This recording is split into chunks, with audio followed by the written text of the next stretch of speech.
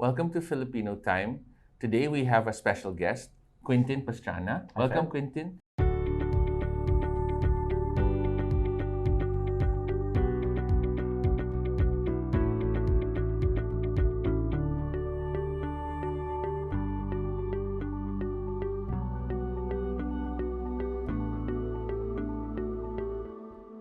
Quintin is into renewable energy. He's into photography, into dogs, into horses. Quintin has also had his fair share of press and media coverages. And today he's here to share his awesome watch collection with us. So here we go. Quintin, please. Hey, Fred, thank you very much for having me here. To our friends at Filipino Time, thank you for having me, and I'm looking forward to sharing our love of watches together. In this case, I brought 7 because my quota is really now to try to get it down to 7 because there are only 7 days a week. But as you mentioned, we have tourists, right? So, Yes. so this is the starting lineup, so to speak. I've got a Rolex Precision, which is circa, I think, in the 1950, late 50s. And then this one is my grandfather's watch, so heirloom piece, 1920s. And you notice it doesn't have the Waldorf crown yet. Yeah, So that's this so is interesting. pre Rolex crown. I think this is the predecessor to the Prince. So it was like a little on the longish side, on the tank side. And this one I find interesting. This is the predecessor of Hoyer. This is a Leonidas, like the name Leonidas because of it about Spartans 300. But it's such an interesting chronometer, plus with the patina, right? And then fast forward to 2021. 2022 is this Omega Moons watch, which is now all the rage. Thankfully, bought retail. And then we go back another 40, 50 years. And similar to what you have, we have the Bakelite, just dialed Omega Seamaster 300, right? 120. Sorry, this is 120. Sorry, this is Yeah, a yeah. 120. Yes, thanks for correcting me. And with a nice blue second-hand watch, and then to top off, which is really what I use for weekends or special occasions, my 2 pocket watches. This one is very interesting. It's a smaller watch, and it's just what do you call it? It's just a metal plate, metal dial, but the metal case. But what's interesting here is if you look at the dial, it is actually assembled and curated in the Philippines Yes. by Levi Hermanos, right? The Yes, old jeweler, yes. Estrella del Norte, with in the typeface there says Manila, Iloilo, and Cebu. So Yes. it just Awesome. it's just Awesome the best of both watch. Swiss and Filipino heritage. With I think the rose gold. When do you use this one? dials.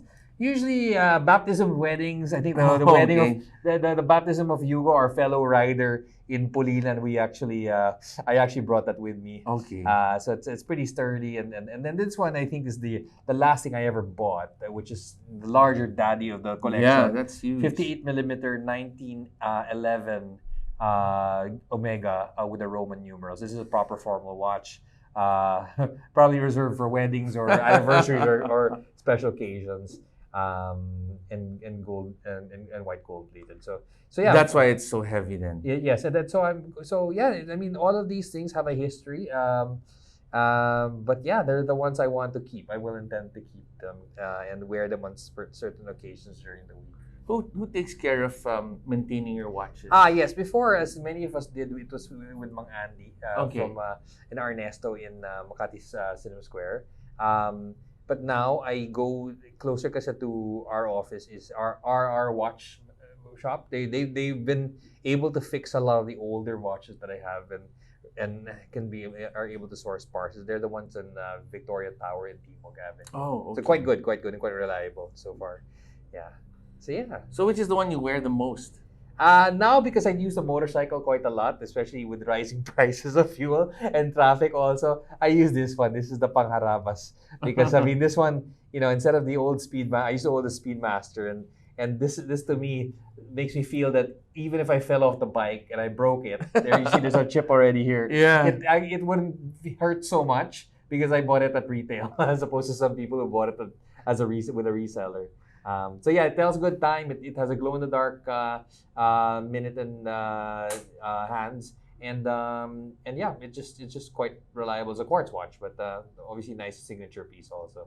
Yes, yes. So what's next? What's apart from the 7? If you had a chance, what kind of Yeah. watch, or is there a watch or watches Yeah. that you're looking Yeah, for? I mean, maybe I feel like I feel like I guess this is the same strategy of what Omega's doing is once you buy the Swatch, and I did have I had a Speedmaster reduced in the original Okay. which is Moonwatch.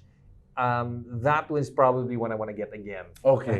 I'm sure Okay. it's the market is more expensive now because of this little guy. But yeah, that's just to get one back again would be Hesalite or sapphire crystal? the Hesalite. Of Yeah, course. yeah. Yes. Of course. So I'm quite of course. happy. Yeah, and also for that one is that there's nothing like the actual moon landing watch, and even if it's a mechanical winder, it's Yes. still the history of it. That's what makes it Right. attractive. Right, Yeah. right. Do you get to wear any of these on the left, these pieces? I know you use these ones, but these 3 watches, do you ever get to use Yeah, them? this is my lucky watch. Or just if I have a tough meeting, like for example, tomorrow I have a negotiation in Palawan, I'm going to be bringing this Oh, okay. because the name itself, Leonidas going against Yes. the Persians and all that. That's like my war watch. So it's special. It looks tough. It survived the elements as you can see. And so yeah, I'm going to use that. This one typically on very important business occasions or like if I'm doing a contract signing or whatnot. This is special because I think my grandfather used to do diplomatic deals also with this Oh, watch. okay. So I'm happy. Then this is the nice business meeting watch. You can't go wrong, right? It can match with anything. Goes with a suit of barong.